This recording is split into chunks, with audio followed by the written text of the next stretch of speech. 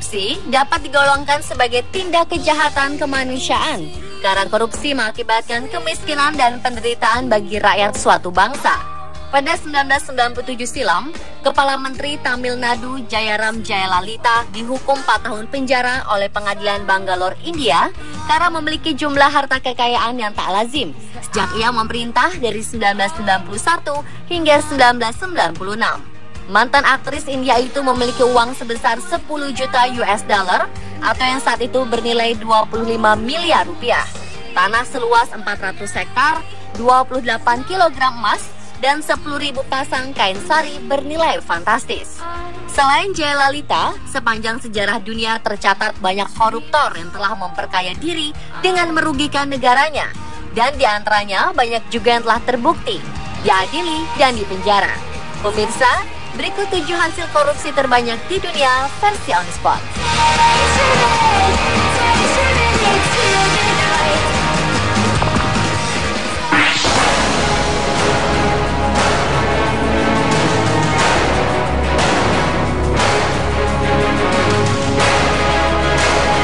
Republik Guinea Khatulistiwa yang terletak di benua Afrika merupakan salah satu negara termiskin di dunia. Kondisi itu semakin miris dengan kejahatan korupsi yang dilakukan sang presiden, yaitu Teodoro Obiang Nguema Mbasogo. Pemimpin negara berusia 72 tahun tersebut memiliki kekayaan bersih hingga mencapai 600 juta US dollar atau setara dengan 7,7 triliun rupiah. Walaupun tergolong negara miskin dan terbelakang, namun Guinea Khatulistiwa memiliki beberapa cadangan minyak terbesar di Afrika. Kabarnya, hasil investasi dari para investor asing seperti ExxonMobil dan perusahaan minyak lainnya langsung masuk ke rekening pribadi Mbasogo. Inilah yang membuat dirinya kaya raya, walau memimpin negara miskin. 2003 silam, presiden yang telah menjabat selama 36 tahun itu sempat melantangkan perang terhadap korupsi. Ia pun turut aktif langsung dalam mengawasi uang dan kas negara. Tapi sayangnya, aksi pengawasan langsung olehnya saat itu justru menarik 500 juta US dollar atau setara 6,4 triliun rupiah untuk disetorkan ke rekening pribadinya di Riksbank Amerika Serikat.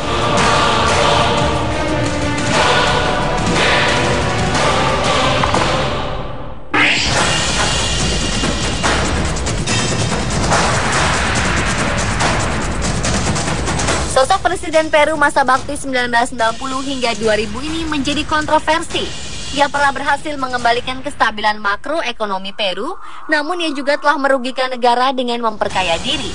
Kekayaan yang berhasil dikumpulkan Alberto Fujimori dari hasil korupsi sebanyak 600 juta US dollar atau sekitar 7,7 triliun.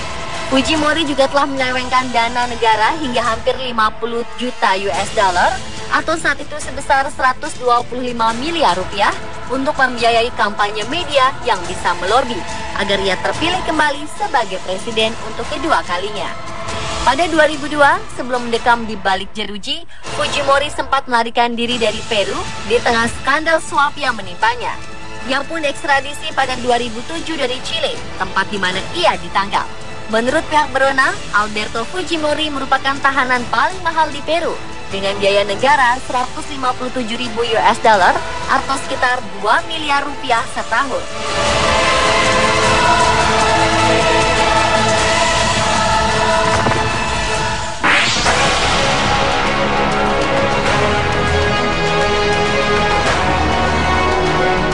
Sejak 1971 hingga 1986, Haiti dikuasai Jean-Claude Duvalier. Ia berhasil mengumpulkan pundi-pundinya dari korupsi hingga mencapai 800 juta US dollar atau kini sebesar sekitar 10,2 triliun rupiah. Presiden yang dijuluki Baby Dog ini merupakan anak François Duvalier, diktator Haiti. Semasa hidupnya, Baby Dog terkenal sebagai pengkoleksi mobil mewah. Di antaranya, ia pernah memiliki Ferrari 356 GT 2+2 dan Mercedes S-Class. Dengan kekuatan dan kekuasaan yang ia miliki, Duvalier memang terkenal selalu bergaya hidup mewah.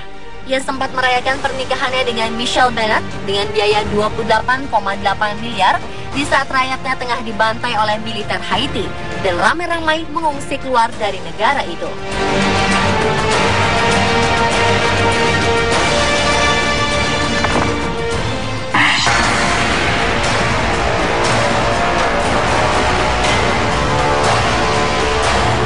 Slobodan Milošević merupakan nama yang populer di dunia untuk berbagai tuduhan kejahatan. Mantan Presiden Serbia yang berkuasa sejak 1989 sampai 1997, serta Presiden Yugoslavia dari 1997 hingga 2000 ini memiliki kekayaan dari hasil korupsi sebanyak 1 miliar US dollar atau sekitar 12,8 triliun rupiah. Sebagian besar aset haram itu disimpan di sejumlah rekening bank Swiss. Dana tersebut digelapkan Milošević dari Yugoslavia. Namun aparat Yugoslavia saat itu tidak berhasil menyita aset haram tersebut. Baru bertahun-tahun kemudian, harta Milošević dapat dibekukan oleh kepolisian Swiss atas permintaan Mahkamah Internasional Den Haag. Pada 2001, Milošević ditangkap oleh pemerintah federal Yugoslavia atas dugaan korupsi, penyalahgunaan kekuasaan, dan penggelapan dana. Slobodan Milošević kemudian meninggal di sel tahanannya di Den Haag, Belanda pada 2006 silam.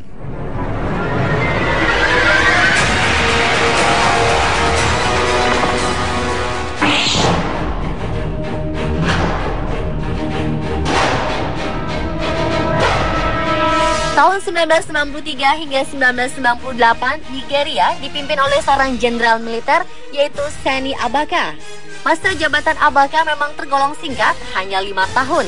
Tetapi menurut Transparency International, kekayaan yang berhasil Abacha raup dari negara jumlahnya fantastis, yaitu sekitar 5 miliar US dollar atau sekitar 64 triliun rupiah. Kejahatan korupsi itu kabarnya bukan saja dilakukan oleh Abacha, tetapi juga terorganisir oleh keluarganya. Setelah Abacha meninggal karena serangan jantung tahun 1998 silam, pemerintah Nigeria kemudian meminta agar Swiss membantu mengembalikan 28,2 triliun rupiah uang negara yang telah disimpan sang mantan presiden di rekening Bank Eropa. Sementara itu, rekening Abacha tersebut dikendalikan oleh keluarganya yang memang terkenal sebagai organisasi kriminal.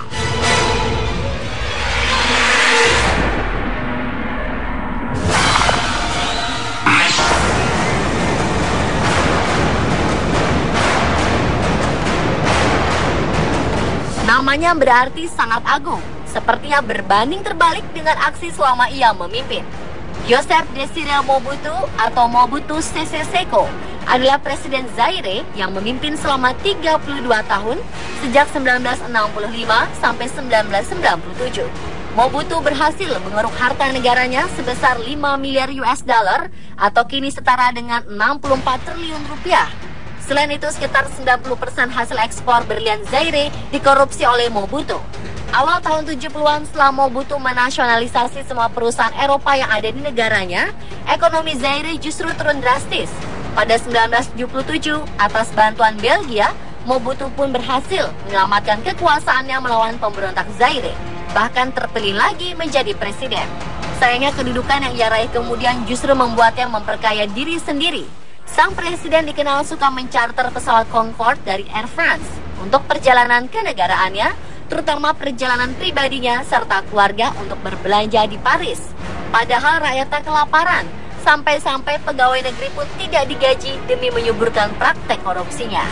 Namun ketika aparat Kongo dan Swiss memburu asetnya, mereka hanya dapat membekukan 3,4 juta US dollar atau sekitar 43,5 miliar rupiah. Serta menyita rumah mewah Mobutu seharga 5,5 juta US dollar atau senilai 70,4 miliar rupiah. Sebagian besar rahasia aset haram itu tersimpan rapi di Bank Swiss sampai Mobutu meninggal pada September 1997.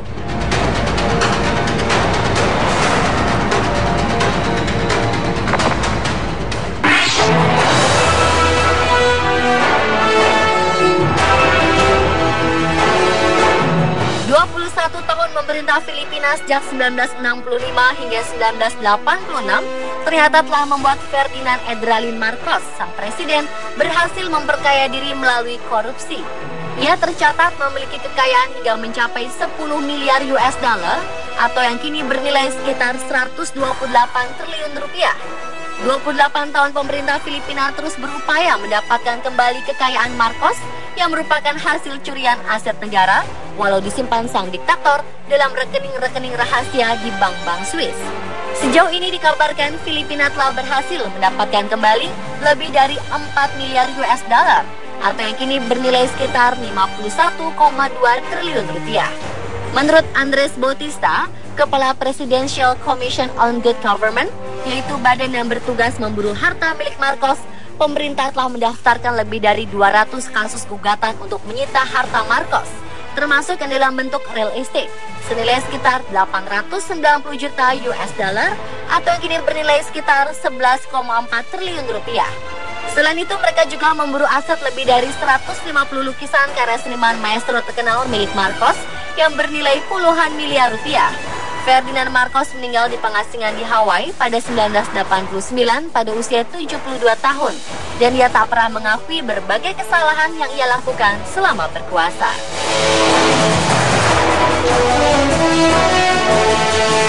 Pemirsa, itulah 7 hasil korupsi terbanyak di dunia versi On The Spot.